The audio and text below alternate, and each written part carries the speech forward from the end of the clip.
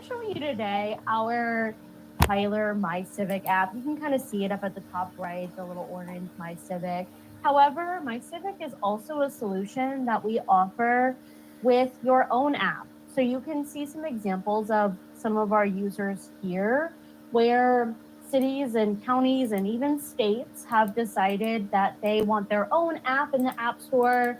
They create their own logo, they call it what they want, and as you'll start to see when I show you the examples here, you can control the look and feel of this app to really make it match with the identity of your agency. So whether that be using the same color scheme, logos, where all of the little photos that you see on the app, all of that can match what you're currently using on your agency site to have it match. So my Kansas City app, one of our users, looks quite a bit different than Delray Beach, Florida, for example, where they have a completely different look and feel of their app. They have different needs, so the elements that they bring onto the app are going to be different. So those are all pieces that are controlled by you guys that you can determine with your own version of My Civic. So I'm going to be showing you our City of Tyler demo environment today on My Civic. We're going to be focusing primarily on the ability to submit requests here. However, My Civic is a citizen engagement app. We did that purposefully. We sort of found that most cities did not really want an app solely for people to complain to them. And so with My Civic, we've brought essentially all of the tools that you would traditionally have on your agency website right here on the app. So while I'm going to be focusing mostly on the 311 reporting today, I did just want to give you a little bit of a tour around some of the other functionality here on My Civic. So when I come onto this tool, I'm first going to come to the homepage with sort of the primary menu options here.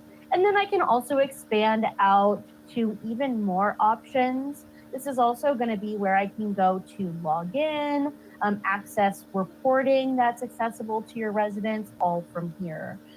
So when I'm looking at all of these additional civic engagement elements, I can see sort of mirrored all of those tools that are on the city website. So things like, where can I access the agency calendar?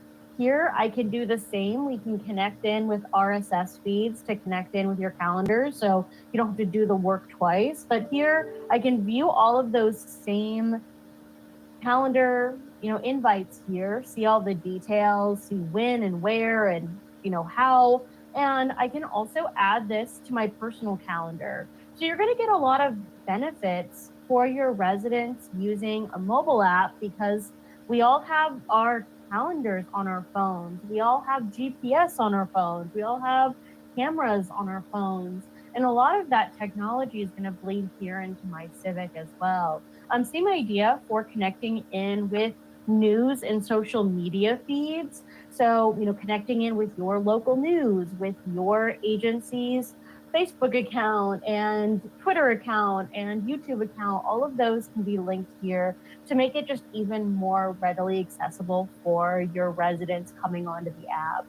You can also give information about your agency here on our app. So whether that be information about who's your city council, your city manager, mayor, who are all of the primary departments in your agency, and really highlight all of those distinctions through here in a similar way as you would on your agency's website. Same with, connecting in with any other tools that you have available. So while we do have a lot of tools that are built directly in My Civic, sometimes, we don't want to reinvent the wheel. And sometimes it makes the most sense to just send your resident to a third-party website, whether that be a Tyler site or not, it doesn't matter. But we can link to external sites, whether that be viewing public docs or viewing, the agendas for, upcoming meetings in the city. All of that can be made accessible here as well, just through connecting in with URL. So sometimes it doesn't necessarily make sense to, totally rewrite that, that functionality, but we can simply, link into it as well. So now getting into kind of the point of why we're all here, outside those citizen engagement elements, we have the ability to submit reports, service requests, complaints right here on the app. So when I go to report an issue, I'm first going to be able to see what are all of my available issue types for me. And this is something that your agency is going to define. So you'll say here, what is it that you would allow people to submit to you? And you can probably tell looking at these different request types is that there's a lot of different departments represented here. You may have requests that would be going to the code enforcement department, requests that are going to police and fire, requests that are going to streets and utilities and the animal control and all of those different areas. You can now make it so for every department in your agency, all of the requests that they would be receiving comes from one source through our service request tools that you're seeing here. So you can make available the request types that are most relevant for your agency. So depending on where you are, you might have snow issues or palm tree issues, the two areas of the country mainly, and have those represented here. So I'll take a look at, what it is that I'm trying to submit here and try to match as best as I can to the issue types available to me here. So, hey, I want to submit an issue that I, had an issue that a tree fell down in my neighborhood overnight, a storm came through, and I want to submit a fallen tree issue. When I do that, you can see I'm also going to get some additional warnings, possibly. So depending on the request type, we might also provide these warnings or additional info to let them know, hey, just so you know, don't go near the tree, don't touch it. Here, submit the issue and don't do anything until we get there. So these are things that you can provide, especially because this is non-emergency request. This is the perfect place to be like, hey, if this is an emergency, please, go to our, emergency lines instead and really highlight the distinction of what should be reported here versus what should be reported with your other tools. So I'm going to continue on to enter in the details of my request, starting with my contact info. So this is a section that you guys can sort of configure what is needed. That here you can see that I actually don't require anything, that I allow totally anonymous complaints, which is a choice that you guys have. Or you can make it that you do require certain pieces of info. Maybe you need someone's name and phone number, just so that way you know who to call when you have questions about this complaint. Or even more strict access would be requiring me to log in order to submit requests. So that way you can be assured that the person who has submitted this request has a valid email and you know how to get in contact with them. From there, I will report additional information about my request. So these are additional fields that you guys control what they are per request type. So in this case, I asked, hey, are the power lines impacted? Is there property damage? So that way we're really getting to the root of what you guys need in order to manage this request, some of which might also be impacting the priority of how soon you get involved with this. Hey, power lines are damaged. Well, we're going to go out there immediately versus, no, nothing's damaged. It's just a tree. That might be a little bit more on the back burner of our priorities. From there, I will provide my location. So this is, again, that benefit that we're getting of this being a mobile app. It's going to find where I'm located, and I can submit my request there pretty easily. However, my map, of course, is finding me where I am here at home. And if I try to submit my request at this location, you can see that I get that error down below. Hey, just so you know, you can't submit a request here because you're outside of the bounds of where we allow requests. So that's something that you guys can control too, is to say, well, they have to be within our area, within our agency in order to submit complaints here, to just make sure that you guys aren't having to field requests for issues that aren't belonging to you. That, okay, this should have gone to the county instead, or our neighboring city, and make sure that you're not having to manage those requests. So I will find my location, and then I will finish out my request by providing a basic description of the problem. And I can also take a photo from here. So either choosing it from my photo library or taking an additional photo to add to my complaint. So from there, I'll submit that. And at this point, for your resident, they can go through and see what's going on with all of the reports that they've made. So I can go in and see all of my past complaints here and see, what is the updates on any of these complaints. So stay apprised to all of the reports that I've made of, hey, this is the fallen tree that we just submitted. Here is where I can come to see any activity, and where I can also comment on to my request, letting staff know, hey, this is still an issue, things like that. I can manage that on my request.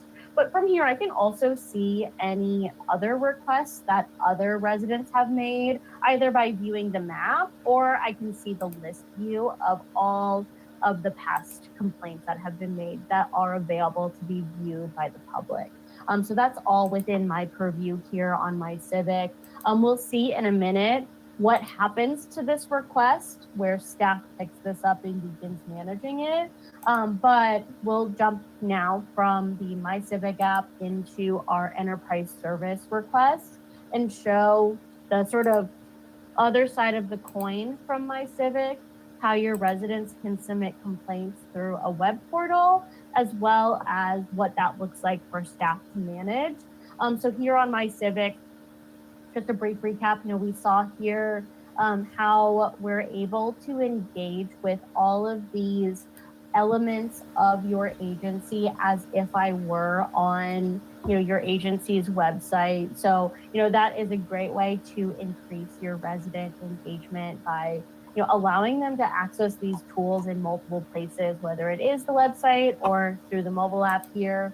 And we saw how some of these request tools can reduce your staff time on having to intake requests yourself and also having to manage and field requests that isn't even relevant to your agency. Now we can stop them at this time and point them in the right direction of where they should be going, so that way they don't come to you instead. So now switching over into our enterprise service request tool, we have pretty similar to what I just showed, so I won't spend a lot of time here, but we have the web portal that allows the same thing, allows your residents to come here and submit requests to you. This is just now coming into our enterprise service request tool, because even though we show MyCivic and enterprise service requests together, they are separate systems. They can work standalone from each other.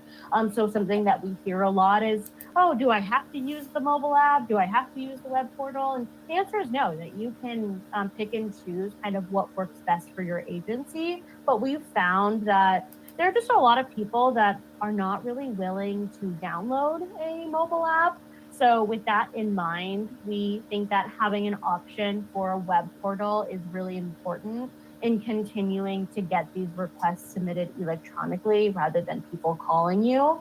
So from here, similarly, I will select my request type. Here, you're able to highlight sort of what are the really common issues that you're seeing. So, hey, every third request is a pothole issue, and well, it's January, so we get a lot of snow complaints, and you can highlight what is most relevant at this time. And I'll select that request type, and that will bring me into my request details. So again, I won't spend a lot of time here because this is pretty similar to what we just walked through, but I will select that request type, select my location. I'll enter in a description of what my request is, as well as fill in any additional details. Again, these are fields that were defined by you guys per request type. So here we're kind of prompting our resident into telling us, okay, what kind of an issue is it? Hey, it's outside storage. My neighbor has a mattress out front of their yard. I can provide those details here. I can include an image with my request. So from here, I can upload from my computer, and I can then provide my contact info. So same with what I had just said in the mobile app is that you can require certain contact fields. You can make it a requirement that I actually log in with a real email address, or like I have here on my portal, where I just allow entirely anonymous and I can submit without providing any contact info. And also similarly, I can come here to see all of the past requests that were submitted. So not just mine, but everything within our area. I can see them on the map, and I can also see them listed here of all of these requests.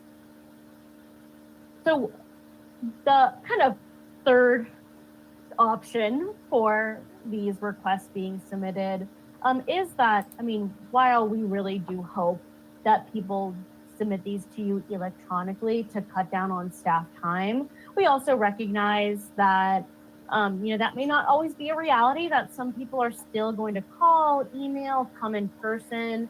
So there's also the option for staff to enter in a new request yourselves.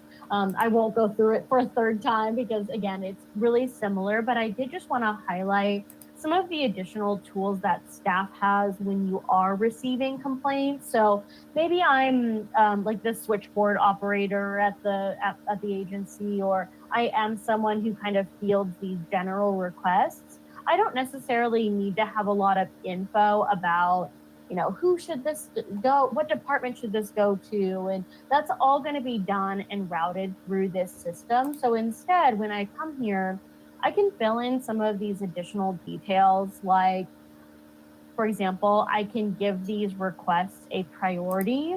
So I can say, well, based off what they're telling me, this sounds like a serious issue. I can also link these requests with what we call events. So maybe we're trying to track all the 4th of July firework requests or the snowstorm of 2025. I can track those all together. And it's a linking mechanism within the system. But also, when I'm coming here as staff, I can see all of my related requests.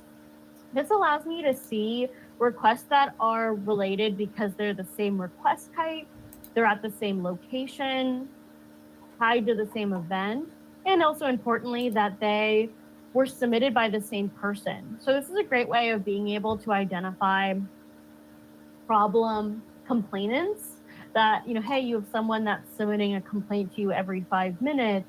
I can easily see here when I add in that person to this additional complaint that I'll be able to see everything else that they've submitted. So that's another way that we're linking these requests together automatically, is by that location and by contact. So that way you can start to, really see globally all the requests that you're viewing, especially when it does relate to the same property or the same person.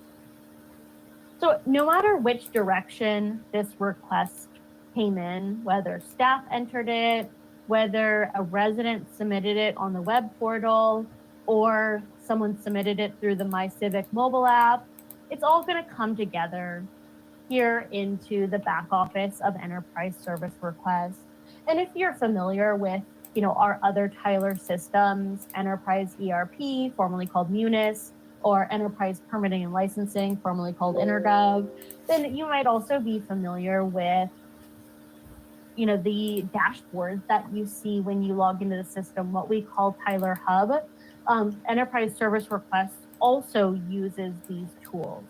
So Hub is a permissions and user-based tool, meaning that when you log in here as someone fielding requests, what you see is based off of what you need to see, your specific roles and responsibilities, and that might include data coming in from enterprise service requests. But the great thing about Hub is that we can also pull in data feeds here from other Tyler products. So, perhaps you are someone who does field requests, but you also need to see financial information, HR and payroll information, permitting information, code enforcement information. That can then be tracked on a singular dashboard. So even though it is all pulling from, technically 3 separate systems, you guys can see it all on a single dashboard and interact with that information. And that, is that benefit that you're getting of that vision of one Tyler, is that the more that we integrate and work these systems together, the easier everything is going to be for staff to manage all of the different workload that you're responsible for.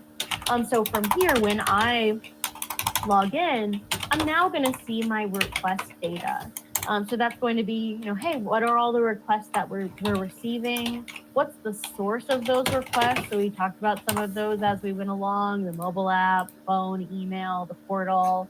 I can see here service level agreements. So you can set goals for your requests on how quickly you would like to resolve these issues of, well, we'd like to resolve graffiti issues in 30 days, but it actually takes us 300 days. I can see that goal versus reality right here on my dashboard and start to take action on all of these. So whether that is opening up all of my recent cases, or going into the main search tool on this request search where I can see everything. So from here, I can log in and see all of the requests submitted, and then I can start to break it down how I need. So I might specifically want to sort by that, those that are assigned to me. I might want to sort by the type of request, by the status, to find the request that I care about most. And you can also save those filters. So you can just save, create it once and run it again and again. But from here, I see all of my requests. I get this list view. And with each request that I'm viewing here, I can then go into the details and see, what have we done on this request. So for example, I'll pull up this vegetation issue. This is going to bring me into this summary view where I can see sort of the 10,000 foot view of where we are in this process. And so that may be, seeing that we have processed, certain steps in the workflow. That may be that we haven't started it yet. All of that information will be available to me here. So I get, the primary info about what this is, who it's assigned to in the city, and then I can start to drill in on our tabs on the left-hand side for even more information. So this is going to be where I can access information like those additional fields that we asked for when a resident submitted this complaint to us, where we can see any attachments like photos that were added by the complainant or any other documents that we have linked to this kind of case. So linked to a vegetation issue, you might, tie in the code reference of, what is the code saying about tall grass problems and linking those additional sections here. I can also see here what contacts are associated with this request. So in this case, this is the complainant that submitted it to us. I can always add additional folks here if I need to. I can see any related requests. So again, related by the location, by the complainant, by the type of request. I can see all of those, as well as anything that has been linked. So even if it isn't related by any of those fields, you can manually link requests. So maybe you come in and you see two requests that are technically, they are for the same issue. You can link them so that way you can be managing them globally and, and track them at the same time with each other.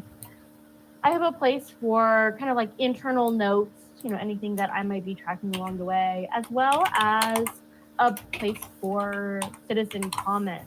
So residents can go online. Here, I think I have an example of one that has a comment on it. But residents can go online and comment on past requests. So back here on that portal where we were on, you can see, I can see, other people's requests, and I can comment on them. Hey, I also saw this. I second this request. People can comment on them if you want to allow it. So you can see what that looks like when I come into comments. On my portal here, I do allow anonymous comments, but that's something that you guys can control as well. And that kind of then brings us into our workflow. So, one of the things that we'll do with you in implementation is to say, okay, for a street issue request, what would be the steps that you would possibly take in managing this request? And that's going to be different, for different request type. That's going to be different across different departments. That for some users, they may entirely manage their request directly here within Enterprise Service Request, meaning that they receive it here, they assign it to the right person here, they do all the work associated, right here in the system, and we have the tools to do so. So for example, for this information request, as a part of my workflow, I send out a letter to the person who submitted this request. I forwarded this request to another user, and I also needed the city attorney to review this request. And so I can track everything that would be a part of this request, right here from this workflow section, and even like add additional tasks here. So there might be some things that are here by default, whereas other things you might only add, depending on certain criteria as a part of your workflow. But with these tasks, they can do things like trigger automation, such as, hey, do you want to notify the person who submitted the request that you're working on it, or that it's closed? Do you want to assign it to a staff member, a job that they now have to do, and assign a due date to it? All of that is within these workflows that's available here.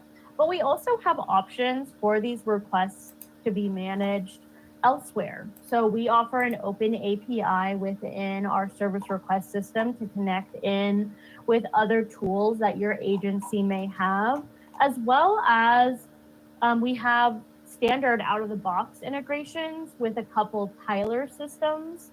So for that pothole issue that we were looking at earlier, for example, this, as a part of my tasks here, we sent an automated email to the complainant, and then we also created a work order within our enterprise asset management system.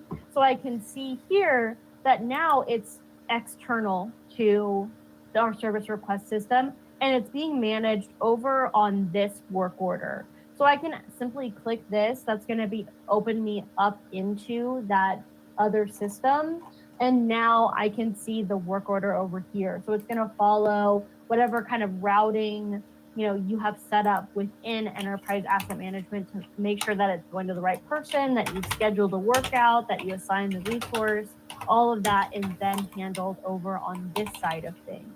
And the same goes for our integration that we have with our enterprise permitting and licensing system, what we formerly called EnerGov, is that we also have an integration with that system to send this request to then create an investigation, sort of like an inspection to investigate the issue, as well as fully creating the code case from here. So this is going to, in a similar way, at the time when that request is submitted, we can then trigger that information to be sent over here as a code case or as an inspection.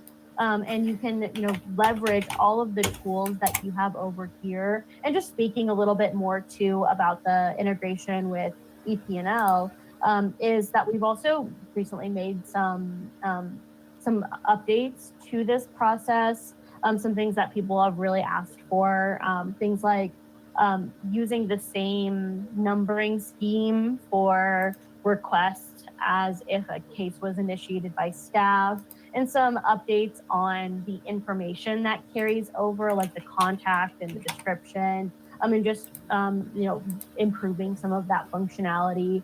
So just wanted to mention that alongside this, that just gives you the most flexibility using this system in how you use it.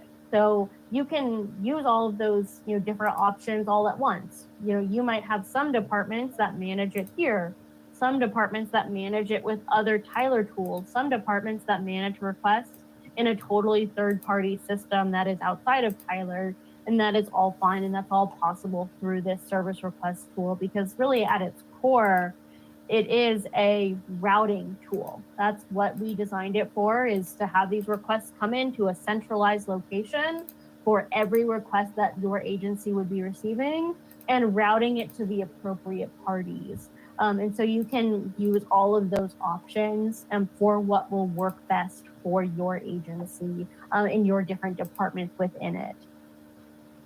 And I know we kind of already touched on it, but the last thing I wanted to mention too was some of the reporting tools. Really Hub, now that we have so many Tyler systems tied in here, Hub really is your first line of defense for reporting, that when you are needing to pull reports of, how many requests you're receiving, how many are assigned to your department specifically, that is data that you can pull in from Hub. So whether that be, this kind of dashboard, or you can set up a dashboard entirely for that kind of reporting. This is where you're going to be able to get the most advanced reporting out of the system. So from here, I can see, our top 5 request types. From this tool, I can download this data and use it how I need, send it to people. If you have any kind of responsibility for reporting, that's all available to me through Hub, as well as some other options for reporting directly from enterprise service requests. We have a whole report section that allows you to see information of these requests and generate out, these canned reports out of it too. So I can see from here, hey, here's all the requests we received this year, what department and what user they're going to, and be able to see that high level information out of the system from this section as well.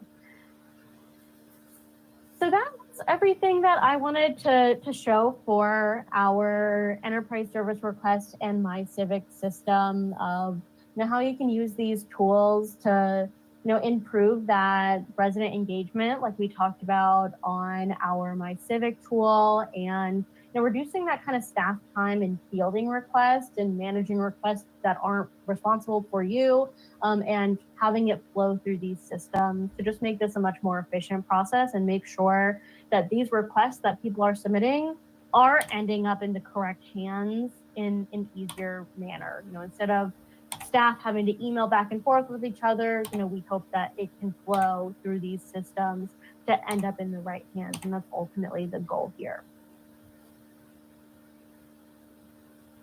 All right, so I'm going to pass it back over to Evan, and I think he has a poll for you guys, and then we'll get into some questions as well. All right, thank you, Jen. Appreciate all that information. Group, as Jen said, I'm going to launch our poll, and it'll come up on your screen, and then let me pop open our questions here. Feel free to answer the poll, group, as I dive into these. All right, we had a couple come in that Andrew was able to answer. Group, if you want to still throw in some questions now, go ahead. I'll go over a couple others as you do so. Let's see. Jen, a couple that came in, you talked about them, but it looks like we just want to recap these. So to confirm, if we use My Civic, the mobile app, our residents who do not have smartphones or do not use them in that way, they can still use the online portal, true or false? Yep, so you do not need to have, both the mobile app and the online portal. You can allow your residents to submit requests to you either one, or choose, hey, maybe what's best for your agency is to just have the web portal, and that's okay too. And so that it is plug and play in that way to decide kind of what works best for you, but you don't need to have both. All right. We had one come in that Andrew gave some information on. Jennifer, just let me know if you have any other info on this one. Is there a recommended way to configure status updates back to the requester? For example, we have some long-term requests such as traffic requests. So I assume the question there is, some of them are, hey, we fixed the pothole. Some of them might be, well, it has to go through planning and development, essentially a project that might take some longer time. Any thoughts on that, Jennifer?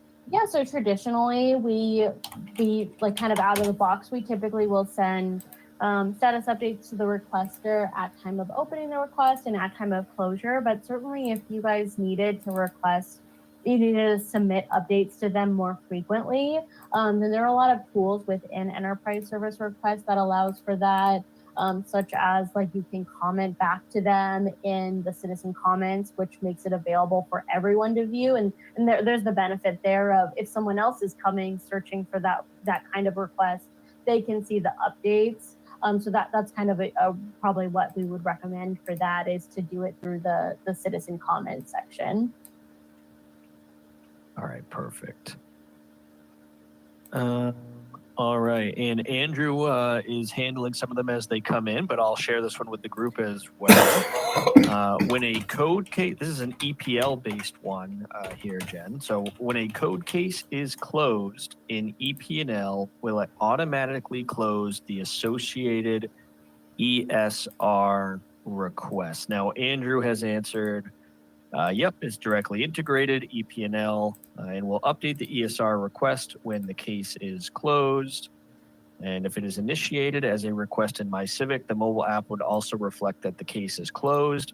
Anything to add there, Jennifer? Yep, that's right. What Andrew said, that this is a two-way integration, both with our connection from ESR to EPNL for permitting, licensing, and code enforcement, as well as for our connection that we have with Enterprise Asset Management. So if it's a request that results in a work order, then that's the same idea, is that once that work order is completed in EAM, then it will also reflect back to the request that it's closed. Excellent. Those are all the questions we had come in, which is good because we have just a few minutes for our last two slides. So we will go over those. All right. Team, upcoming webinars and demos. April 10th, we're going to go over cybersecurity. April 24th, we're going to be looking at our cloud offering. So moving servers to our AWS, which is Amazon Web Services. In June, we're going to be looking at time and attendance. That is our timekeeping system for payroll and attendance purposes. Now, group 2 register for those. You'll see the link at the bottom of the slide, tylertech.com/ERP webinars. Feel free to go in and register for all or any that seem important to you. And then you will be sent the link and you can join us on our upcoming ones throughout this year. This is also where the recordings are stored.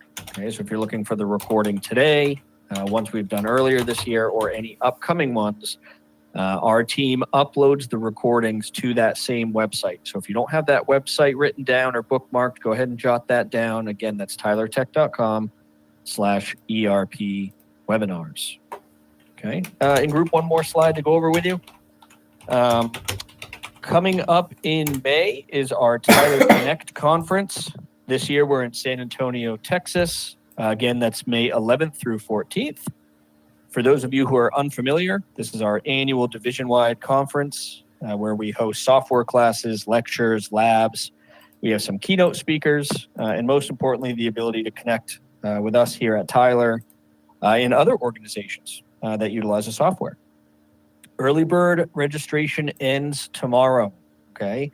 So if you want to go to Connect, add some other members from your organization to make the trip, make sure you take advantage of that early bird pricing this week as it closes tomorrow.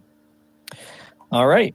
Thank you, Jennifer, again, for all that information. And for everybody who joined us today, thank you for attending. And we hope to see you at our upcoming webinars. Take care now. Bye-bye.